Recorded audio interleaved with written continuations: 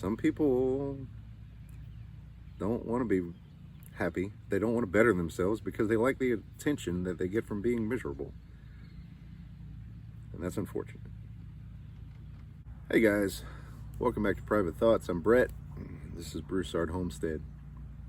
Today, we want to talk about legacy. I want you to do something. Think of three people that you know, living or passed on.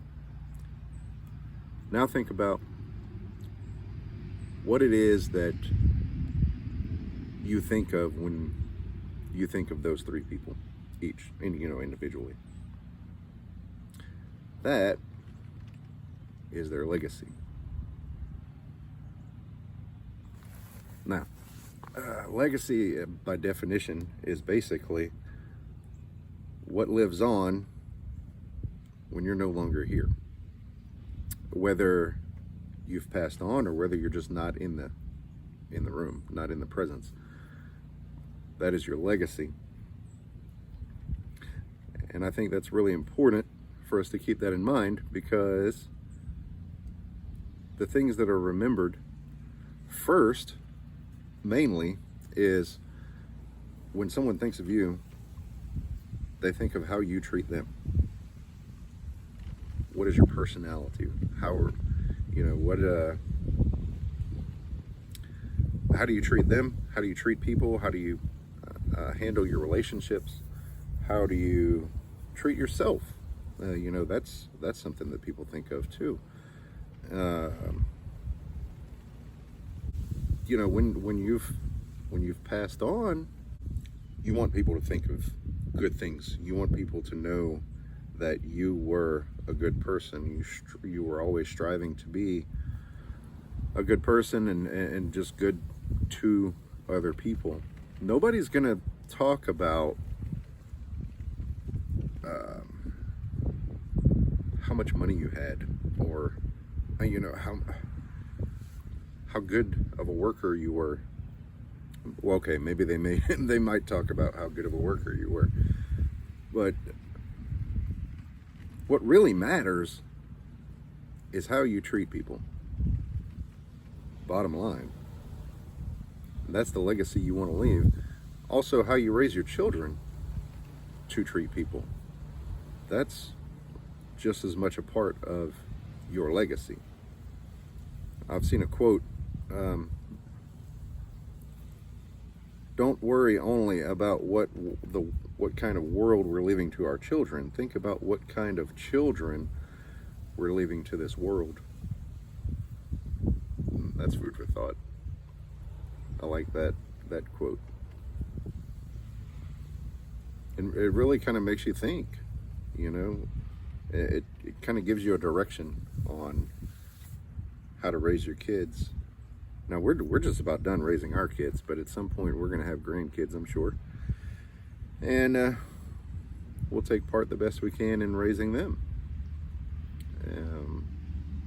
On that note, as grandparents, it's important not to overstep. And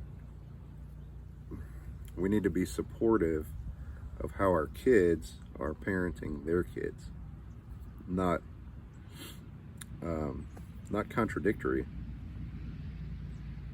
I've seen it. I've experienced. I've been the kid. I've been the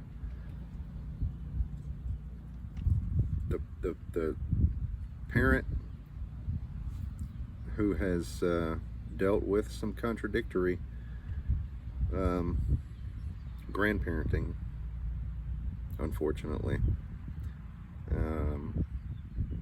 I grew up next to my mom's mom, my grandma, and looking back now with what I know about how things operate, I realized that I had some contradictory grandparenting from my grandma, and she didn't intend to, but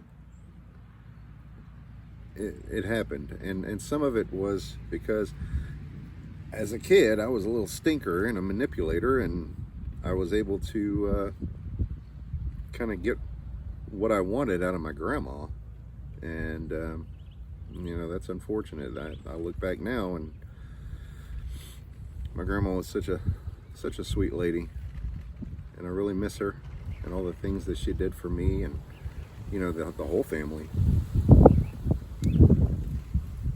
But that is, you know, that's part of my life. Sometimes you look back and you cringe, and not really anything you can do about that other than move forward and mature. So I don't, you know, at my age, I was talking to a friend of mine yesterday. I don't have any grandparents left. My mom's dad actually died a year before I was born, so I never met him. And but I do have some of his tools that I keep safe. They're antiques, yes, but they're the sentimental value is worth much more to me. I've got an old crosscut saw and a post maul, which is like a big sledgehammer. Which anyway, that's you know, I think about that stuff, and it's really cool to me that I have part of that legacy of his, because he used these tools. His hands were on these tools, and he used these tools on this property to better the property and to homestead, I guess. But you know, back then they didn't call it homesteading. They just called it, that was life. That was just life. They raised animals. They gardened. They lived off the land. That was just the way things were. Couldn't run out to the grocery store like you do today and get anything that you need. It's just on demand, and you just couldn't do that. So we try to incorporate those traditional values into our lives, because you never know. You know, right now there's a big coronavirus scare, which the coronavirus, at this point at least, this strain of the coronavirus is new, but it's not even as bad as the flu. So I don't think the coronavirus itself is anything to worry about here in the States at this point, but it could be. I mean, we all need to be prepared, not scared. That's the way I like to look at it. Anyway, kind of off topic, but your legacy. I mean, do good, treat people good. People are going to appreciate that, first of all. In 100 years, it's not going to matter whether my YouTube videos are on a schedule, or how many views they're getting, or, you know, it's not going to matter how many times I was late for work. That stuff matters now, but in the grand scheme of things, it's not going to matter. The only thing that's going to stick around after you're gone, mainly, is how you treat people. People are going to remember that. They're not going to... A fortune that you may amass in your lifetime, yeah, sure, it can benefit your children, but that's not what they're going to remember. Or that shouldn't be the only thing that they remember. That shouldn't be the forefront of their memories of you. Don't make your eulogy a challenge.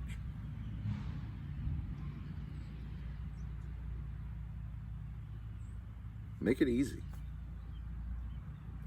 When you're gone, you know, you want people to talk about what a good person you were. And that's what I do. I strive. I strive to be a good person. I strive to have good relationships. There's some people that I just can't get along with. So instead of butting heads constantly, I just keep some distance. It's unfortunate, because some of those people I really love. But that, you know, unfortunately, that has to be the way it is. So, with that, I'll leave you. I hope you remember Make your eulogy an easy thing for somebody to do. Don't make it a challenge. Leave a legacy. Enjoy life.